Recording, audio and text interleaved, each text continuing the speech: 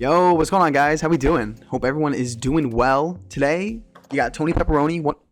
Today, you got Tony Pepperoni once again, and we're going to be talking about how to sell your sports cards and where to go and what platforms to use. So let's just get right into it. Let's start off with just the elephant in the room, which is eBay. eBay is probably the most popular online platform that people use to sell their cards, like all the time. And I think we all know that eBay is a pretty dominant factor just in the digital auction space as a whole. I mean, even besides sports cards, people sell clothing, they sell video games, they sell mattresses.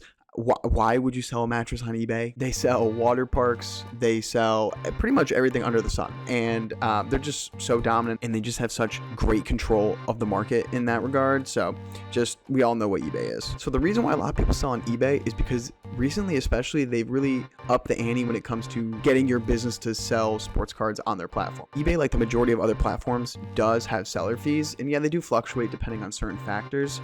But they do have some cool trade-offs, which I think makes the platform worth it for certain cards. They have things like the eBay Authenticity Guarantee, the eBay Vault, eBay Stores, so on and so forth. There's a ton of stuff that they have to offer, and they're generally probably the easiest platform to use. eBay has like no barrier to entry. You literally can just create an account and then just get started listing, and it's super simple. All you do, find out what the heck you got in your hand, whatever you're trying to sell. Let's say it's this 8.5 SGC Shadowless Charizard, and then all you do is you type that into the search bar. Hopefully something comes up. If it doesn't, you just fill out the required fields, you mark down what you want to charge for it, and you just list it. That's essentially it. Yeah, you could pay for some additional advertising and promoting, but I never use that. Also, there are other platforms like Heritage Auctions, Golden Auctions, PWCC, and we'll probably get into that in another video, but eBay's not the only online retailer. And that's basically it.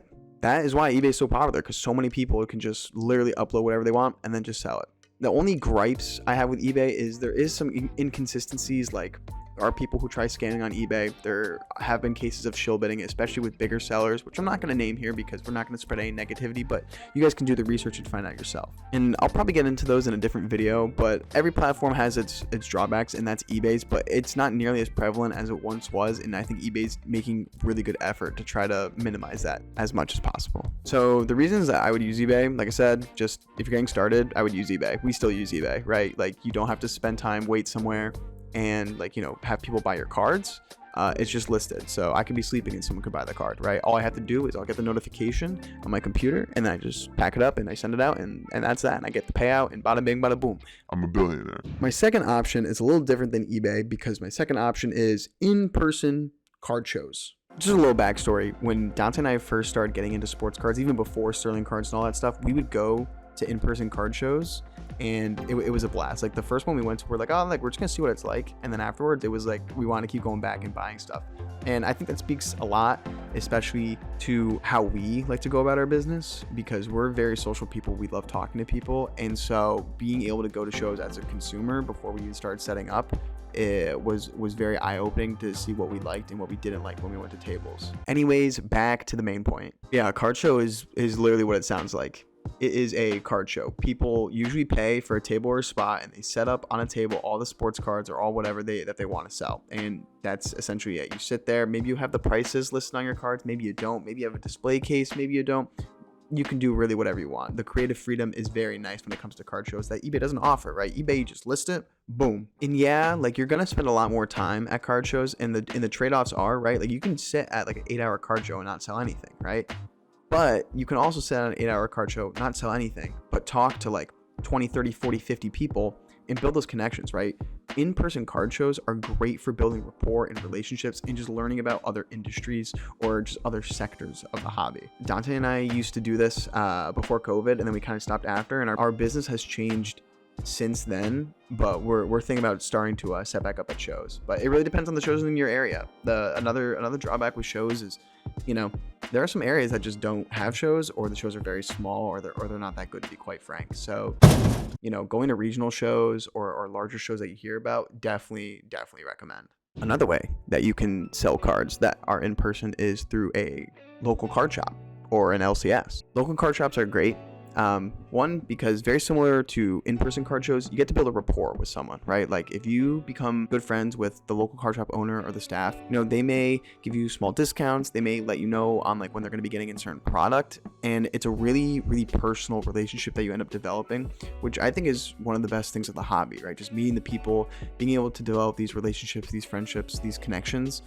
Is just so important to your development, especially if you want to be a business and really grow here. Also, another thing is, you know, you can barter at these card shops, right? Card shops love to buy collections. They love to buy, you know, things in bulk because they get a discounted price, you get some money, and you get to offload some inventory onto them. If you're constantly working back and forth with your local card shop, you get to learn a lot of the inner workings of how they operate, the margins, you know, what they do and don't buy, when do they buy, what seasons do they buy in, what players are they looking for, so on and so forth. And that can give you a really good indication of what the people in your area are looking for or what the hobby is looking for in general. If you go to a card shop and for some strange reason they're not buying like, you know, a Tua or maybe a Mac Jones, and then you go to another local card shop in the area and they're not doing that, maybe that's an indication like, yo, like something's going on here, you know, especially if you're in like the New England area or if you're in like the Florida, Miami area and people aren't buying that. Yeah, maybe you gotta talk to someone about that. But just being able to leverage your relationship and really get insight is probably the best reason and best place that I would go to is a local card shop. Dante and I usually go to an LCS to buy product and just kind of shoot the shit, but we've built such a wonderful relationship with some people in the area, and just you just gotta do it. You just gotta do it. Now I know this was, you know, a little bit of a shorter video, but pretty much I just want to talk about, you know, the benefits of selling. I didn't really talk about how you sell, more so that I talked about why you should sell. So hopefully that message comes across the right way. And if it doesn't, I'll make another video to clarify what I was saying or even post in the comments. But that's essentially all I got for this week. Hope you guys liked the video. If you did like the video, comment down below what else you want to see us talk about, maybe what product you want to see us open, and make sure to subscribe. Our socials are linked down in the description below, and I will catch you guys next week. So peace out.